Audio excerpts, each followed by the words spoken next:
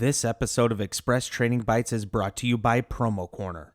Are you looking to support a sales campaign and reach a larger audience? Raise your brand awareness with content sponsorships. For more information, reach out to sales@promocorner.com. This is Express Training Bites. I am Brandon Petrich, and I am joined by Promo Corner's own art director, Jessica Onions, and we are going to be talking about tips on how to make an effective email broadcast. So, Jess, how are you doing? Good. I'm good. It's supposed to storm later today, so I'm just glad it's not storming now because I'd probably be in my closet doing this. Just kind of tucked in, like no sound, no, please, no thunder, nothing. That's awesome. Well, cool. So yes, we are going to be talking about how you guys can create effective email broadcasts. Now, you may know that Promo Corner does do this for suppliers and distributors. This is a tool that we do have. That is one of Jess's jobs here at Promo Corner. So she is our resident expert on this stuff. And so, Jess, I'm going to get right into it. What is the first step that customers need to think about when they're creating an email broadcast? You just don't want to jump in all willy-nilly. You need to know the purpose of your email. So do you have a new product or a theme product like Nurses Week? Masters is always a big one. So think about your theme. Are you running a sale or a closeout? Are you inviting people to an event, a virtual trade show? So think about what your content's going to be before you start just tossing things on a page. Mm-hmm. I like that. I like that a bunch. So when they do start tossing things up onto a page, what do they need to look at? What do they need to think about? There are like 4 different things that I usually look at. Your key elements are your heading, which is obviously the main part of your flyer. Your subheading gives you a little bit more information. The content, your body of your email, a call to action, which we'll talk about a little later, and then your contact information. So you can really bring it all together using like different colors and texts to make it cohesive, make things stand out more with your hierarchy. And you want to convey an emotion with your color. So if you are doing like a summer email, because summer's coming up, you want to stay away from darker colors, keep it more light and airy.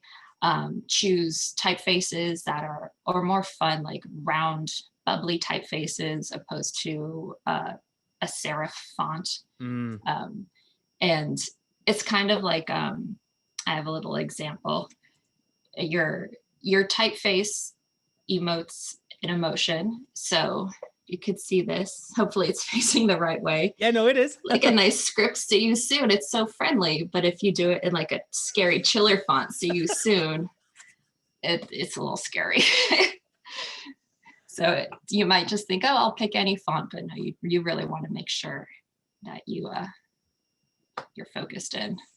And that, yeah, so that's hilarious. And that's a great thing to think about too. I mean, it's not just the words, you hear people talk about that all the time when we're talking face to face, that it's not what you say. A lot of times it's how you say it. And that is where the typefacing comes in, is that that's the way that you're talking. That's your italics, right? That's all right. Well, that's awesome. So the other thing, what are in picking a correct typeface, what are some things that they should really look for to not just the emotion, but what are other things that they need to think about? Definitely readability, because there are some fonts that look really cool, but if you can't read it, what's the point? I do jump into this a little more in my blog. I break down things. It's what's my blog name? I just totally went blank. Designer Patch. There you go.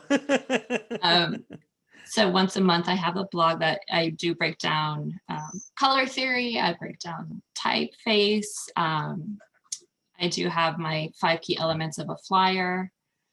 And you want to have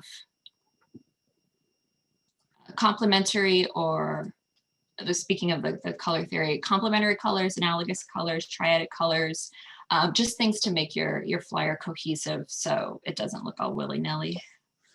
What's it? Okay, so I'm into graphics. I'm kind of a nerd about that. And I was reading through the outline that you sent me before, and yeah, just a little inside baseball here, guys. She has this whole thing planned out so that she makes sure she hits all the points. I am very much free flowing, and that is, you can see that in my art. And then if you look at hers, that's why her stuff is so effective, because she thinks about every single point when she's creating a flyer. So what is a triadic color? So on the color wheel, it would be three colors that basically form a triangle on it. So like complementary would be two colors across from each other, like red or green, orange, blue, yellow, purple. Okay. Triadic would be a color or a triangle on the color wheel. And then analogous would be the colors that are next to each other. So you can pick like three colors next to each other on the color wheel. Next to each other. So Mhm. like three different purples that all work together Yeah. that don't clash. Oh, okay. Yeah, it could be like three shades of purple, or like it could be going from like the blues into the greens. So you could have like some teals in there. So. All right. I like that. So look at this. She's dropping knowledge bombs on us, you guys. And one other thing that I kind of want to hit before we move away from the colors and types that you kind of glossed over just a little bit, but the 3 ways to simplify. I know you wrote a blog about that, but can you break down the 3 ways and then break down each way itself? Yeah. Have purposeful decisions, which is including negative space. So your eye has a place to rest. So where you place your header, where you place your product images, think about giving the viewer a tiny little break so they're not overwhelmed with everything. Then you want to have supporting imagery. It obviously is there to help enhance your theme. So if you're doing a Nurses Week promotion, as mentioned before, include like an image of a doc or a nurse, or Doctor's Week, a doctor, or a hospital, a stethoscope, anything to help really quickly convey what your flyer's about. And then visual hierarchy, which is how your content is organized based on its importance. So you can do like a lateral order. Most important information's up top, least important information's on the bottom. You can jazz it up a little bit with the size. So the more important information could be bigger. So it could be at the bottom, but it's bigger. So your eye is going to see that first. And then the least important information, your fine print, is tiny. I like that. I like that a lot. Supporting imagery. Do you like studio shots, or do you like lifestyle better? I like lifestyle because it helps show, like for our industry, it helps show the size of the product, show it in use. You can kind of think outside the box too, to give a different example of what a product could be used for. Like, so if you have a coaster, yeah, it can be used for a bar or whatever. But if you have a recycled coaster, it could be from a recycling center as a giveaway, or just help the people visualize what else they can use the product for.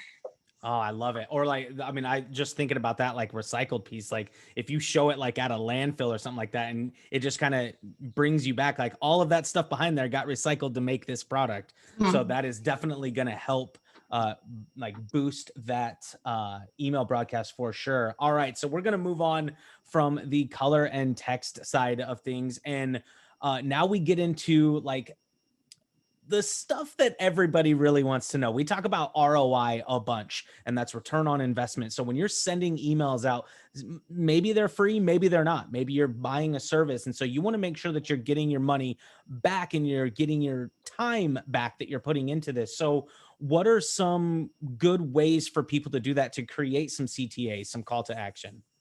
Yeah, definitely have a call to action in your email. Just don't, present your email and be like, good luck. You need to guide the viewer into action, to what you want them to do.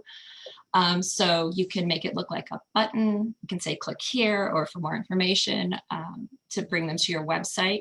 You can have it be like a registration link to an event. Show a picture of your catalog, like the cover of your catalog, so they can click on that and it'll take you to the digital catalog. Contact for more information, or even if you have a video, put a clip of your video in with the little play button on the center, and just seeing that play button, they'll automatically know they can click on that to view a video. So you really need to drive them where they need to go. And again, on my blog, I have 6 tips to create call to action. So if you want to learn those, you can head on over. Go check out our blog, you Right. guys. It is up on Promo Journal. It's super easy to find. Go to promocorner.com. The Promo Journal tab is right there. If you hit daily feed, and then there'll be a selection where you can find Designer Pat. She's got a bunch of fantastic tips in there. They are very easy to read, and she puts them in simple language so that you can go out there and take that knowledge that she's giving you and apply it immediately.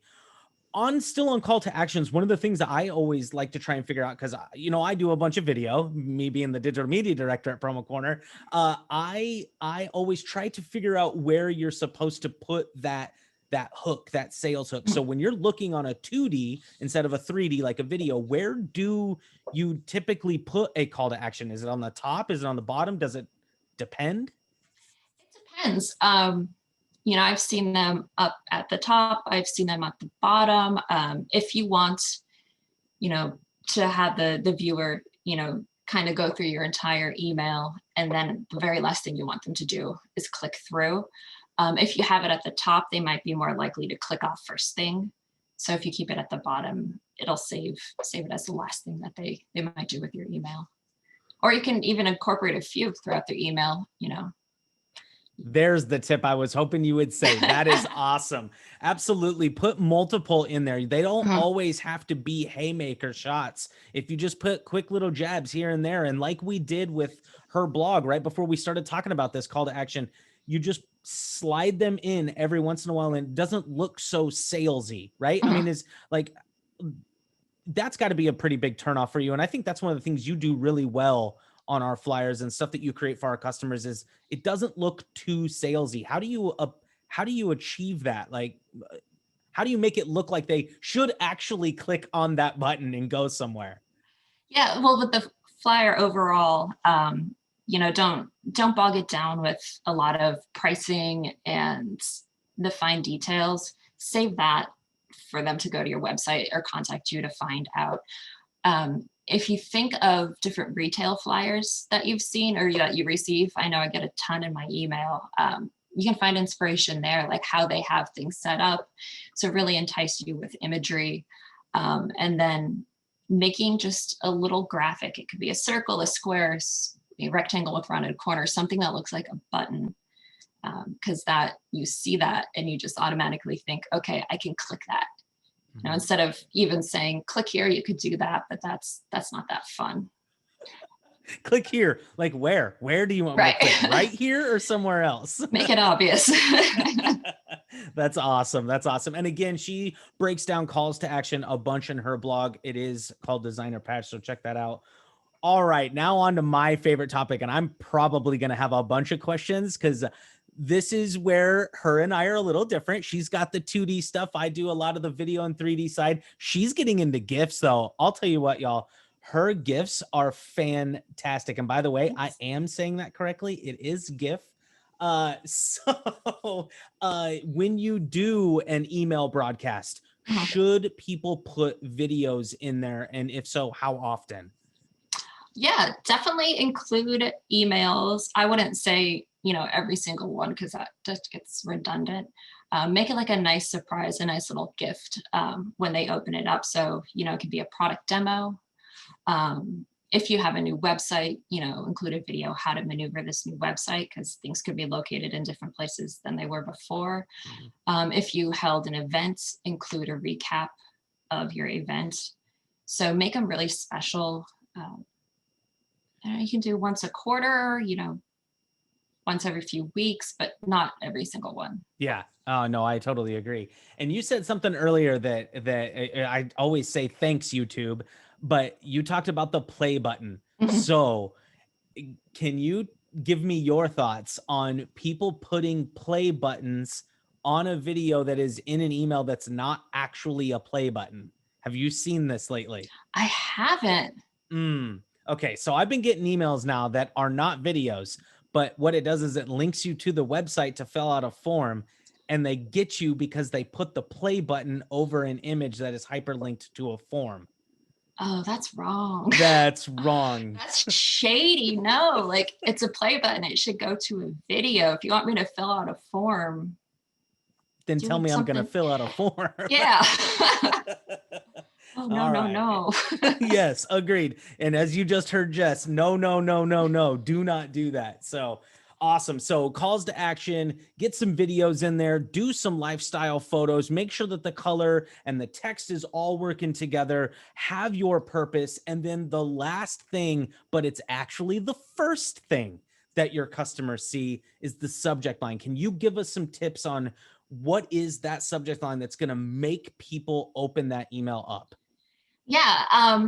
So obviously you want it to stand out. I personally find subject lines the hardest thing to do. Like my degree is graphic design, not copywriting. So it's a little tough, but use trigger words, form it as a question or kind of like a cliffhanger, like you need to open it obviously to see what the rest of it is. Use numbers instead of writing out 1 or 2, actually use the letter 1, the letter 2. For some reason, numbers are just more appealing, quicker to read. The past few years, I have noticed a trend of people are incorporating emojis in their subject lines. How I mentioned before, I get a ton of retail emails. Literally all of them have an emoji in them. So you can make it fun with that. And then if you like long subject lines or short subject lines. I personally like short subject lines because when I get the preview, I want to be able to read the whole thing. If there's a subject line that goes beyond the preview, I tend to not open it. Like, I need to know up front. So, and then there is A/B testing you can do, which you can send a select amount of customers an email with one subject and then send a second group of customers, same email, but a different subject line. And then you judge the open rate to see how your subject line performed. And then you can base off that how you should move forward with your subject lines. So I like that idea. I've never even thought about that. Yeah, picking a certain subset of your customers, doing one subject line that way, and then trying it to another and seeing which one gets the open rate and then sticking with that. they're your little guinea pigs and they don't even know. That's awesome. Yeah, but I'll be jumping into subject lines more next month on the blog. Oh, on the blog? Nice. All right. Well, we will be looking forward to that. I know our viewers will be too. Yeah, that is the toughest part. Subject lines are so tough. I mean, yes, absolutely. You and I can make anything look amazing, but when you try to get us to use words, it's like, oh, pictures are 1,000 words. Can I just give you a picture? So Yeah. I love the idea of emojis. That's fantastic. Your subject line full of emojis. Oh man, that would be so much fun just to do an entire subject line of emojis and try and see if people can figure it out. Yeah. Okay, I have to get a little bit of an opinion from you too on subject lines. Yeah. Where do you land on like does the subject line have to be what they're going to open the email about, or do you go for that shock and awe to hope that they open it up?